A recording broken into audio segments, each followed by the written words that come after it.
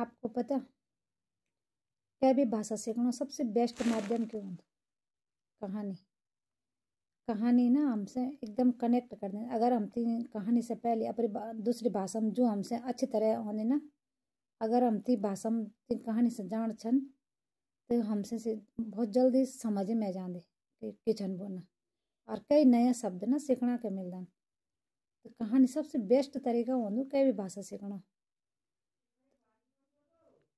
तो आज मैं ना आपसे जो कहानी सुनाऊँ, भारत का सबसे वीर पुरुष, मतलब मेरा अकॉर्डिंग चाहिए, आप जय भी मार दो जो से मैं बहुत ज़्यादा इंस्पायर हूँ, किसान महाराणा प्रताप। हमसे जो भी पढ़ाई गए ना हिस्ट्री में, मतलब जो मेरे लेवल पर पढ़ी मैंने भारत में इंडियन हिस्ट्री में जो भी हमने पढ़ी, तो महाराणा प्रताप के बारे में बहुत कम से लिखी, बहुत ही लेस, बहुत ही मतलब कम, बच्चों पता ही नहीं।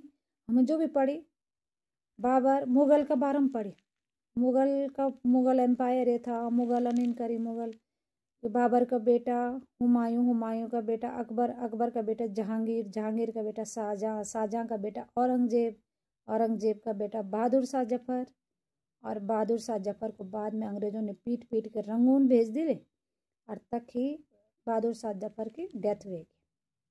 ये तो हमसे अच्छी तरह रट्यूं च अरे याद भी अभी तक। लेकिन महाराणा प्रताप के बारे में सिर्फ एक कविता पढ़ते हैं बचपन में, रणबीर चौकड़ी भर भर कर चेतक बनाने रहा था, राणा प्रताप के घोड़े से पड़ गया हवा का पाला था। एक अलावा कुछ भी नहीं पता।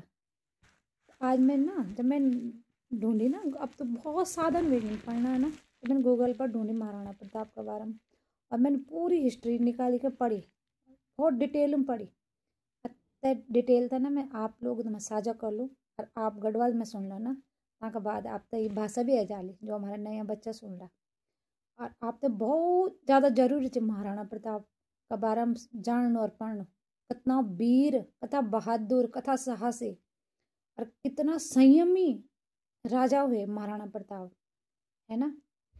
और बचपन से कथा वीर था पता, और मतलब दुश्मन के साथ भी ना, मतलब एक वे रहे हो ना दुश्मन से, लेकिन मानवता का नाता पर कभी दुश्मन भी दुश्मन नहीं समझे। जहाँ पे मानवता रहे हो ना, हम दुश्मन दर भी एक मानव जन व्यवहार करे, कभी दुश्मन सिर्फ युद्ध भूमि में समझे हो दुश्मन। अगर ऐसी जगह मिली ना सो अगर मुसीबत में तो तय की भी मदद करे, कम रहे होला ना। तो जब मैंने पढ़ी ना तो मैं सब इतना मतलब इंस्पिरेशन मिली और मैंने बोली यार मैं जान कंच मेवाड़, जब मैंने मेवाड़ के बारे में पढ़ी और मैंने बहुत वे करी थी, कोशिश करी थी मेवाड़ की ट्रिप बनाई, मतलब उदयपुर, वर्तमान में मेवाड़ का नाम था उदयपुर। तो उदयपुर गए, तो उदयपुर जगह ना सच में घूस बम उठ गए भाई, बाप रे। वहाँ ना एक एक चीज़ देखी गई ना, मतलब तुम यकीन नहीं करने कि ये सच च कि झूठ च, लेकिन सब सच च। तुम यकीन करना इन च कि जो महाराणा प्रताप को तुम ये देख ला ना, जो तो हथियार यूज करें, भाला ही 80 किलो का भाला, 70 किलो का आर्मर, जो वेपर था वो कवच ना युद्ध में जाना के, तब बड़ू मुकट 10-15 किलो से। खुद महाराणा प्रताप के हाइट पता करा दे 7 फीट समथिंग, 7 फीट 10 इंच पता नहीं क्या था, और वजन 110 किलो। और सोचो यार हम उससे कविता पढ़ी है ना, हम तो बोलता कविता मतलब कविता का रोब समझी नहीं था मीनिंग। तो घोड़ा कौन रहुल चेतक, जब हम हल्दी घाटी गए ना तो हल्दी घाटी म्यूजियम में से पिक्चर देखो ना पूरी महाराणा प्रताप का जीवन के बारे में, तो एकदम ऐसे मुझे ना घूस बम, बाप रे क्या यार, क्या क्या रहे होला यार, क्या पुरुष रहे होला। मैं तो इतना कनेक्शन फील हो ना महाराणा प्रताप से, पता नहीं मेरे, मैं भी ना सावित्री राणा, अब मैं सावित्री नहीं की, पता नहीं राणा राणा कनेक्शन हो ना। तो हल्दी घाटी का जब युद्ध हुआ ना, तो हमसे तनी बरगलाए जान कि हल्दी घाटी का युद्ध महाराणा प्रताप हारे था। सो युद्ध ना कोई निर्णय नहीं हुआ था, तेको निर्णायक युद्ध नहीं हुआ था। वे कित होता है माँ कि जब महाराणा प्रताप की थे से 20,000 की सेना और अकबर की 80,000 की, लेकिन इतना वीरता से लड़े ना तो अंततों का 60-70 हजार मार देने, लेकिन फिर भी यक बिटिन भी ना सभी लोग मर गए। मोस्ट ऑफ जो वीर था सब मर गए। मैं बहुत डिटेल में बतौल ना, महाराणा युद्ध में कैन कैन लड़ी हल्दी घाटी में, मैंने पूरी पढ़ लिया, तो मैं आपने जरूर शेयर कर लो। तो जब महाराणा प्रताप हुए था ना, घायल हो था युद्ध में हल्दी घाटी, तो जो बाकी बचा वीर था तो उन बोलिए राजा तो बचौने से, तो राजा तो भेजली था महाराणा प्रताप चेतक पर बिठा कर ना युद्ध भूमि से भगायल था बाहर कर देने कि तुम जाओ, तुम जिंदा रहा तो तुम दोबारा सेना तक इकट्ठा करेंगे, फिर भी मुगलों छक्का छोड़ा देला। लेकिन हम अब बाकी ने साका कर ली, साका में बतौल साका क्यों होता है ना।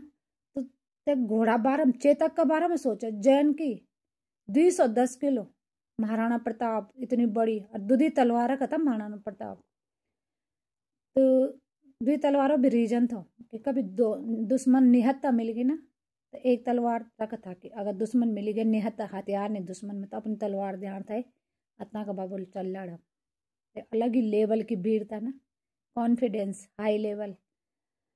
तो चेतक ने ना महाराणा प्रताप समेत 26 फीट का नाला क्रॉस कर देनी, जैसे मुगल सेना पार ही नहीं कर सके थे नाला से।